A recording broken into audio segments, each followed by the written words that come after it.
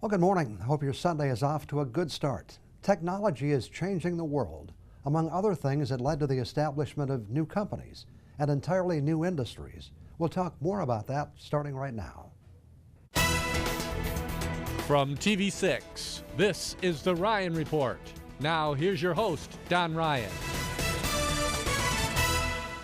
Well, some pretty amazing things are happening in the world of e-commerce. It's helped to give birth to new businesses that have grown from today's technology involving the internet.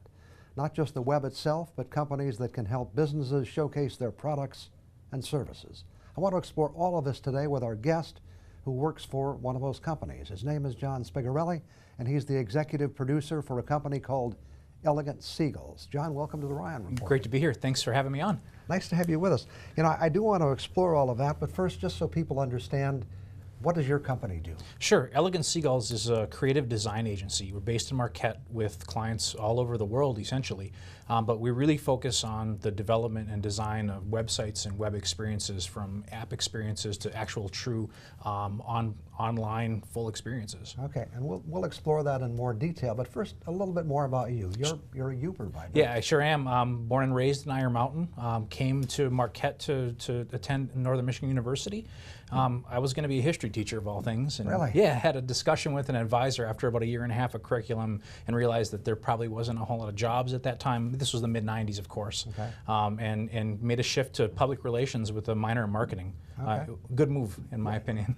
And when did you graduate? Sure, graduated in '01. Okay. Now, while you were still in school, you started working in Marquette, didn't you? Yeah, I did. I had a long conversation with my father about whether or not I should be going back to school because I wasn't working, and he's like, you need to find a job if you really want to go back to school. And I thought, probably should go find a job. So came up in the summertime, during the summer of '97. And was in Getz's actually doing a little shopping and had a conversation with someone there, and they needed someone to work on the sales floor as a salesperson. And one thing led to another, and about a month and a half later I started there. And it's interesting how those little things that happen in life kind of inconsequentially put you on a real track, didn't it? Yeah, absolutely. So some of it I feel like is right place, right time, or right skill set, right time. But that employment opportunity led to a 15-year career with that company, from working basically every job in the whole operation outside of accounting, of course. And one of your skills was in the area of what we now call e-commerce. Sure, I'd taken some real base level marketing classes and also a computer class that just brought a little bit of knowledge and a more advanced level knowledge than the average user at that time. And e-commerce was really fresh. I mean, no one was really doing much. I'll never forget the management and ownership of Getz's had a conversation with the ownership at Carhartt, and they said, we want to start selling your products on the internet. And Carhartt's response was, what's the internet? So it was very, very early on at that point. And I think that's really important to make that point, that this, they were really, and you were part of it, a forerunner. This wasn't, oh, everybody's doing this, let's jump on the bandwagon. Yeah, they had the foresight. Rock, Richard, Dennis, they really had the vision of what could potentially be there, and what could be done with a family-owned business that was 100+ years old at the time, and in an area that growth is not easy in the Upper Peninsula. So seeing that opportunity to bring in a new customer base, even started selling to some larger organizations for uniforms and safety clothing. And tell us how big this became. Oh, it became massive. At one point in time, Getz's, and I can't speak for them now, but Getz's was the largest Carhartt retailer under one roof in the United States. So if you take the Tractor Supply companies and some of the other large, like multi-door organizations out, that's a pretty big operation there, and the growth was really exceptional. And actually, Carhartt could have done some of this themselves, couldn't they? Yeah, and they eventually did. Carhartt was very supportive of their retail base. They still are very supportive of their retailers, and many independent retailers are honestly folding. I see a lot of this in my day-to-day currently, where we see family-owned businesses or small businesses that struggle to compete with the Amazons and the Walmarts of the world, and we've seen what's been happening with those organizations and what they've been purchasing. And it just the struggle of it is significant. It seems I heard a story at one point in time that Getz's had to maintain a storefront to be able to do what they did on the internet? Yeah, Early in the game? Yeah, pretty early in the game, mid 2000s. That was, and a lot of the vendors found their way in this process while the retailers did, trying to find out what works, what doesn't work, how to best protect their brand. There was a lot of opportunity for these vendors to sell non-brick and mortar locations and really make, upset the apple cart, so to speak, or make waves. And many of them stayed very, very loyal to the brick and mortar organization, which I think helped significantly. I believe some of those barriers have fallen by the wayside as distribution has changed.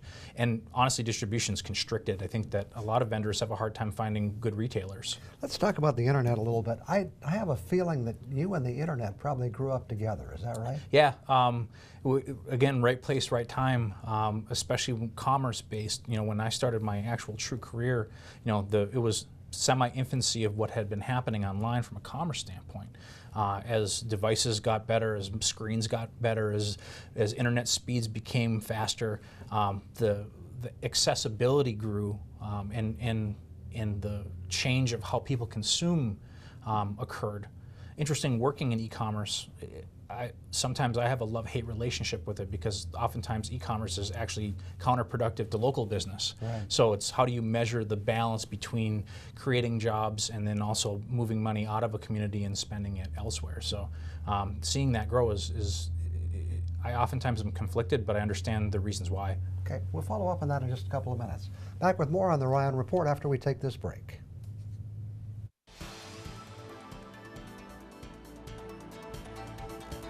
Guest this morning is John Spigarelli with a company called Elegant Seagulls. I should mention that I think I bought my first PC about 25 years ago, and it came with something called Prodigy.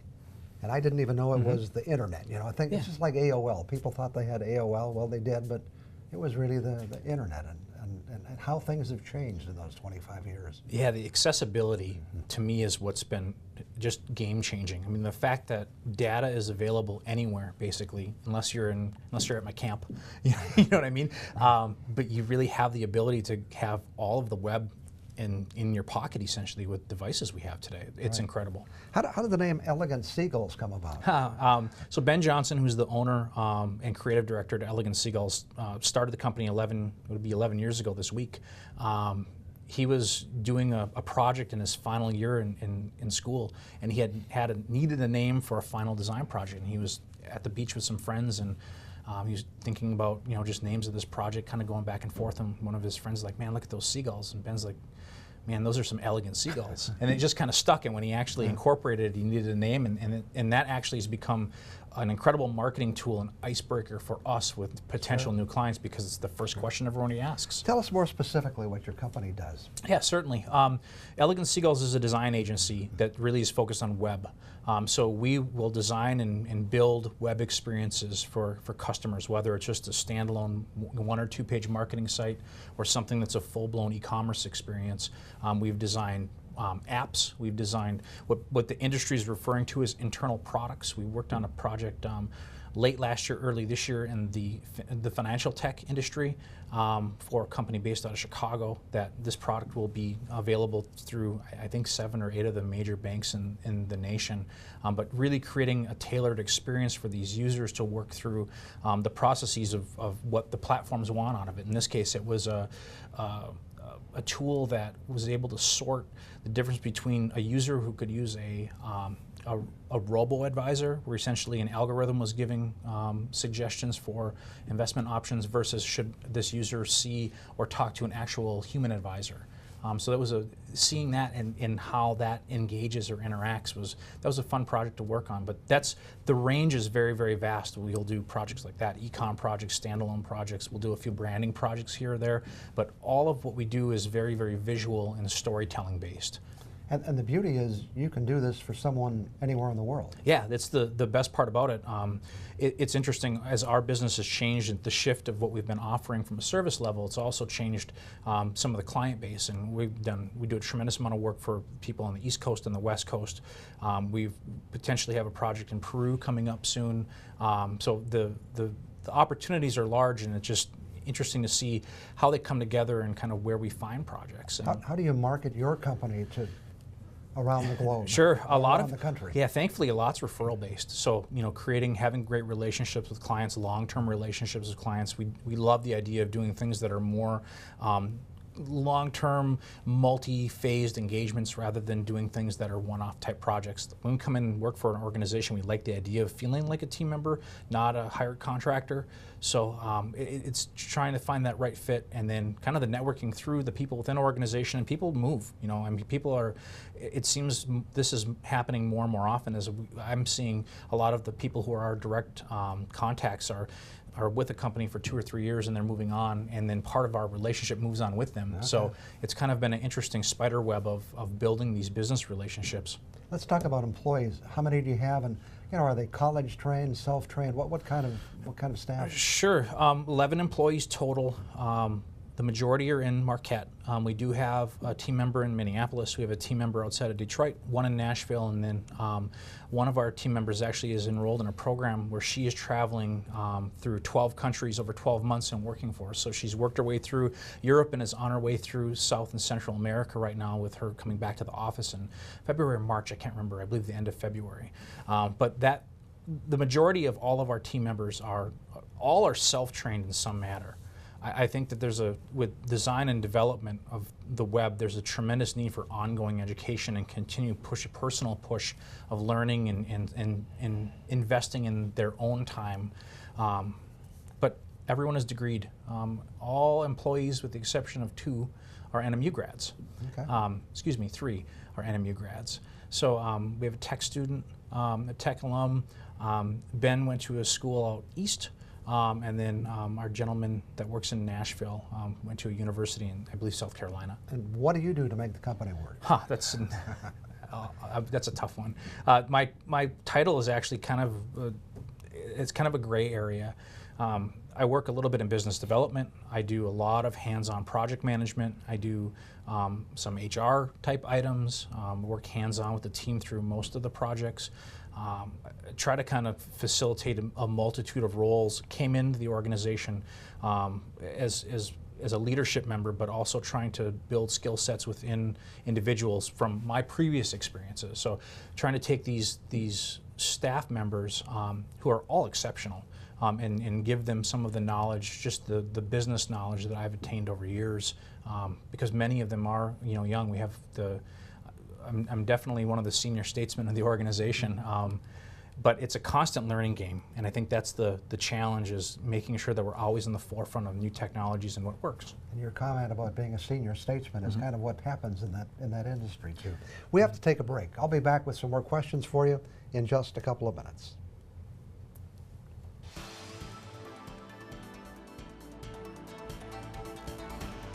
Our guest this morning again is John Spigarelli from Elegant Seagulls. You touched on one point there just before we left, and that, there's a creative side to this business, obviously, but there's also a business side. Sure. And how do you bring those together? I think one of the things that people forget about the web is it's results oriented. The measurement of what's happening on the web is so much greater than it had ever been before. So everyone's got a mission and a goal, whether you're selling a product or a service, or if you're trying to promote a mission or a nonprofit. Like there are outcomes that are required. So we have to make sure that as we try to be creative and provide experiences that people are enjoying and they're visually beautiful, things need to convert. And we use the word convert. Could be a sale is made, someone signs up for an email address, someone provides a donation, somebody signs up for a volunteer request. Some sort of actionable item that comes out of the web, and what were the purpose behind these designs and the copy and the content and the video and everything else that's done. There's true purpose behind it, one way or the other, and we all as creatives have to keep that mindset of, yes, it needs to be beautiful, it needs to tell the story appropriately, but it also needs to do the most important thing: get somebody to react, make them move some way, move emotionally, move financially. Same is true for a television ad. I want to share a story with you. I was doing some research for a little thing I was doing on toilet paper packaging, just for the fun of it. And so I went on to, I think, Walmart and Amazon and checked out some toilet paper packaging. And for days afterward, every time I went to the internet, there were some ads for Charmin toilet paper. Sure. How does this work? Yeah, retarget marketing is an interesting tool, and actually very, very effective in my experience.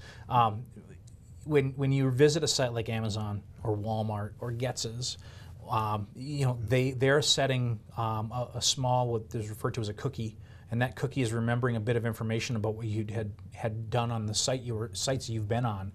So for example, for your example, you looked at a Charmin product, and then you were on the Chicago Tribune's website and you received a banner ad for Charmin because you had looked at it. So it's trying to pair that one-on-one encounter together to make you remind you of, hey, remember you were looking at this product? Are you sure you don't want it? So for the benefit of our audience, just so they know, the internet is not psychic. The internet is very analytical, and it does a really good job of tracking data, and whether it's anonymous data or data that's pinned to an individual user, data is being tracked continuously, and it's a marketer's dream. I read one time, being a recovering marketer, and still a bit of a marketer. Marketers, they ruin everything, right? But at the same time, the value that comes back from the amount of data, marketers can better spend money, better allocate resources, better convert. So I think there's a win-win on both sides, and the consumer's kind of in the middle of being dictated to. We've only got a couple of minutes left, but who knows where this is going? Amazon has really turned retailing on its head. Yeah. And e-commerce is a huge part of that, going from selling books to selling everything and producing TV shows. Where are we going in the future? I have some semi-critical concerns about it, because I look at, there's kind of this war going on between Amazon and Walmart right now, and they've been quietly and not so quietly acquiring companies, web-based companies, brick-and-mortar companies. Amazon's acquirement of Whole Foods, and there will come a point in time where, where's the choice? And Amazon's got an interesting model. I'm unsure of Walmart's model, but Amazon, I've had a few experiences of people that I'm fairly close with. Their companies have purchased by that organization, and Amazon does a good job of letting organizations run. Zappos is a good example. The shoe conglomerate. Sell $1 billion worth of shoes a year, and Amazon's like, let's let that run. Let's let them do their thing, and that makes sense. And I know they purchased an organization in Madison, Wisconsin called Shopbop, which is a couture-based women's clothing site. Those type of things have happened, and let them run. And Walmart has been getting into the act of some of this. They purchased Moose Jaw Mountaineering, which is a Michigan company, was a Getz's competitor, privately owned, and they purchased them, I believe, early this summer.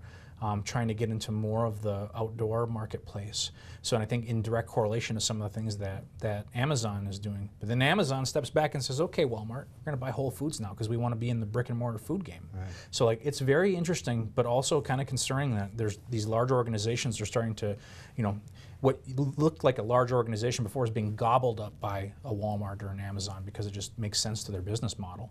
It's a fascinating world, and there's so much more we could talk about, I know, but we've run out of time. Thanks very much for coming in this morning, John. Appreciate it. Thanks for having me, Don. Thank you. Okay. We'll be back with some other thoughts for you about baby names, as a matter of fact, in just a couple of minutes.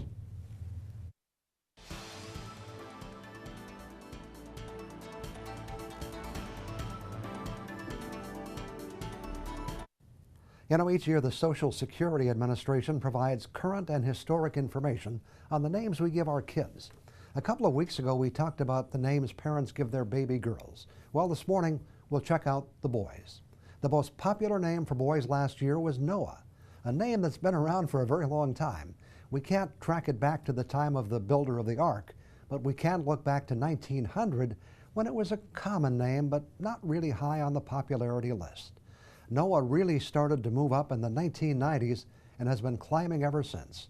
It hit the top 10 in 2009 and has been #1 for the last 4 years. Coming in at #2 this year is Liam, which didn't appear in the top 1,000 names list until 1967. It gained popularity in the 1990s, began its move up at the beginning of this century, and checked in at #2 for the last 3 years. The other names in the boys' top 10 list this year include some old standbys and some whose popularity has been more fleeting. #3 is William, followed by Mason, James, Benjamin, Jacob, Michael, Elijah, and Ethan. For a longer-term look, Social Security has also compiled a list of the most popular boys' names for the past century. The name that most people selected in the last 100 years was James. According to SSA, almost 5 million kids called James came into this world since 1917. And what were the other most popular names? Number 2 was John, followed by Robert, Michael, William, David, Richard, Joseph, Thomas, and Charles. But how did they fare this year?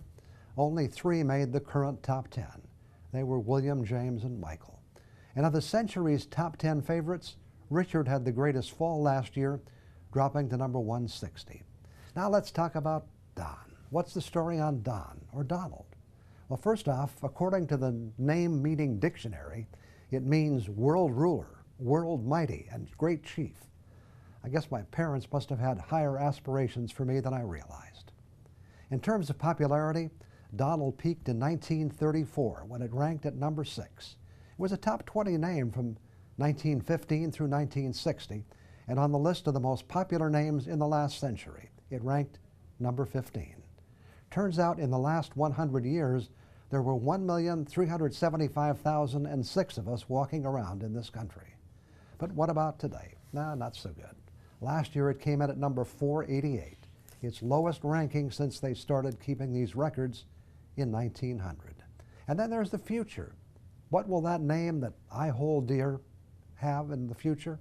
It's a little hard to predict that one. After all, who knows what effect the Donald will have? I'll be back in a minute. Well, today we talked about the internet, so this is a good time to remind you, you can also catch this show at uppermichigansource.com. Today's show will be available at about noon tomorrow, and most of our past shows are available now. Thanks to John Spigarelli for joining us today to talk about the growing world of e-commerce. It's interesting to consider where the world may take us. Have a good day, and we'll see you next Sunday morning.